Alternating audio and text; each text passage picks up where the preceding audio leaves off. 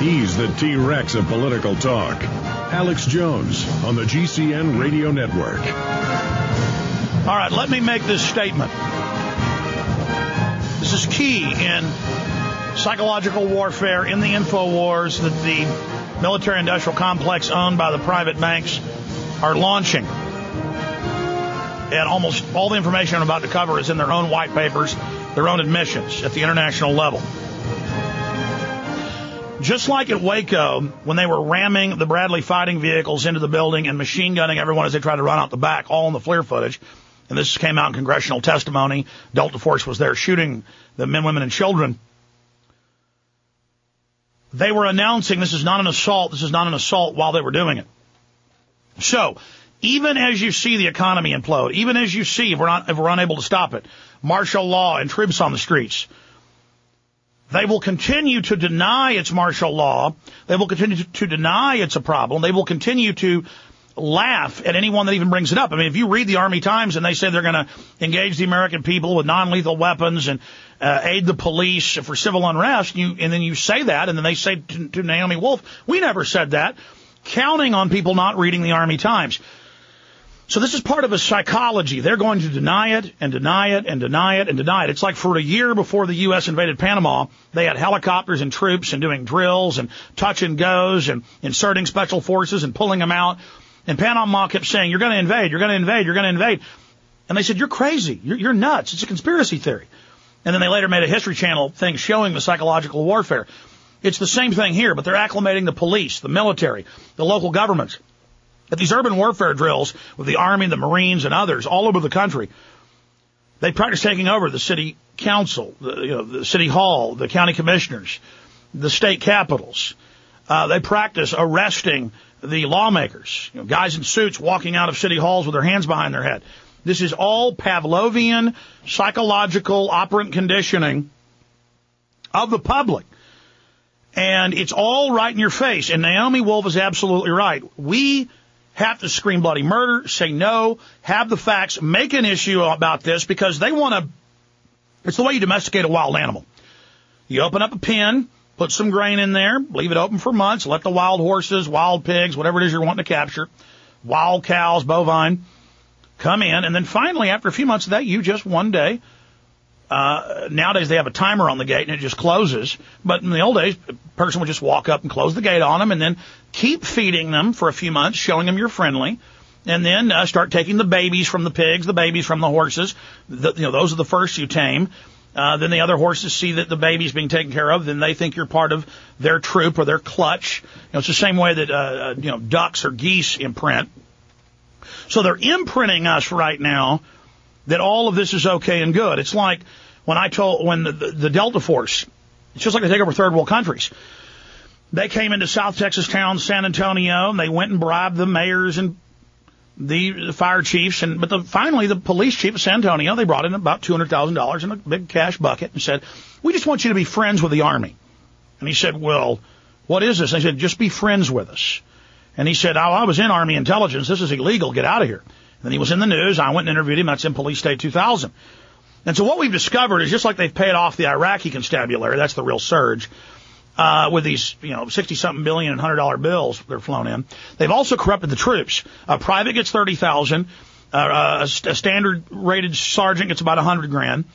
And folks, I've even got family that I know, I brought it up to them and they get real mad and won't talk about it. They've been bought off. They've been compromised. The series Rome is pretty accurate. And in that, Caesar takes a centurion for just one part of Rome and says, I need you to carry out corruptions for me. And a corruption is once you get somebody on the take, now they're corrupted along with you. And so they have these emergency management centers they built in every county and city and state that are federal. And they have CIA officers in those now. And they have CIA liaisons in the city. And so in most counties and cities, they've run thousands of former FBI agents to be sheriffs and police chiefs. They're everywhere now. And see, that's what militaries do throughout history. They take over societies. With Caesar, 2040-something years ago in Rome, or I guess 2051 now, crossing the Rubicon. They build up this army, they bring it into Rome, they bring it into Washington, and that's what this brigade's for. It's to menace the government and menace the rest of the military. They've hired felons for the military, illegal alien felons, aggravated felons. We told you about that 10 years before it was in the news. Now it's in the news. So this is real. This is happening. And it's about the looting. This is about the international crime syndicate, the brokerage firms, the select group of banks, creating a vertical integration of the economy, cutting off liquidity to cause a depression. Then they'll have the only liquidity to buy it all up. And they know you're going to riot and crime's going to go up. And then you're going to beg for the U.S. military to be used. So you're seeing the military, we're going to help you at car wrecks. We're going to be out there aiding firemen and police. They're just introducing it, not just the public, but the military as well. Now, that's my little 4-minute comment. Naomi Wolf, you've got the floor to comment on this, but this is historical. This happens 99% of the time in countries. Empires never last more than 200 years. It's happening here now, and they'll let the cops go ahead and be part of it. They're going to have their pension funds taken, too. They're going to have their dollar devalued. You know, the good news about this is these things always end up falling. Naomi Wolf.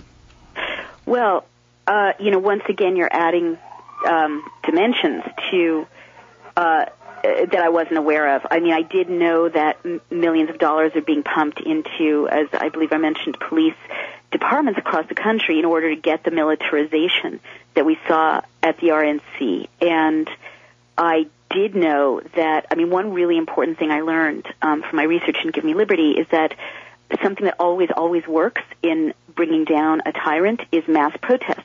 But they're not the kind of protests that are legal in the United States now, the kind of mass protests that brought down the Berlin Wall or that restored people power in the Philippines or that liberated the Baltic states or, restored democracy in Pakistan are illegal. And now that we have these heavily armed police, they're very dangerous as well. You're not allowed to step in the street for illegal protests in the U.S. because of this 30 years of over-permiticization. So I teach people in Give Me Liberty how to stage a real protest and how to dress safely to protect yourself from, most of these technologies. Obviously, some of them, the ones you've described. But Naomi, I go back to the Führer precept. I go back to the. Oh, yeah. So let's talk about psychological programming. It sounds so extreme to think that this could be possible. However, I have to say, I have some evidence that you're right. There's some very chilling footage from the RNC that people can see in the End of America movie, which I mentioned, where you see Amy Goodman or other protesters being, not Amy Goodman being beaten, she's being rounded up, but other people are being beaten, and this heavily armed cop, could be a federal agent, is yelling, "You're violating my constitutional rights," as he's beating this unarmed civilian. And the writer in me is just looking at that thinking, something very directive is going on there. No, that's psychological warfare. Exactly. Whenever we had people attack us at the DNC and break our bullhorns and things, they would say, "I have rights," as they pull out a knife and cut the cord. It's on video. "I have rights." Extraordinary. So this is clearly organized, and I'm experiencing something which is quite fascinating online. This viral video that's calling for people to sort of sign up with this Citizens Peaceful Army to restore liberty. The viralness of it got stopped by one poster again and again and again and again, like relentlessly, day and night, saying she's a plant. If you go to her website and sign up, they're going to round you up. She's, a Council on Foreign Relations member, casting me as this stealth agent, for the very people I'm criticizing. And it had the effect of sort of making people go, "Oh, well, wait a minute. Well, maybe I won't pass this around to my nearest and dearest." No, exactly. So relentless. We have the Army field manual that was put on WikiLeaks about 6 months ago, and the Army confirmed it was real, about how the Army in Latin America would do the same thing. If somebody was getting really successful, they would come out and then say they're an agent. Now, oh, really? Yeah, but see, the government, and they admit Northcom is involved, quote, fighting an info war, CENTCOM, with bloggers countering us. They'll even have their handle, and you'll go back to their MySpace, and they're in uniform, and they'll have the PSYOPs patch on their site. They're not even hiding it, but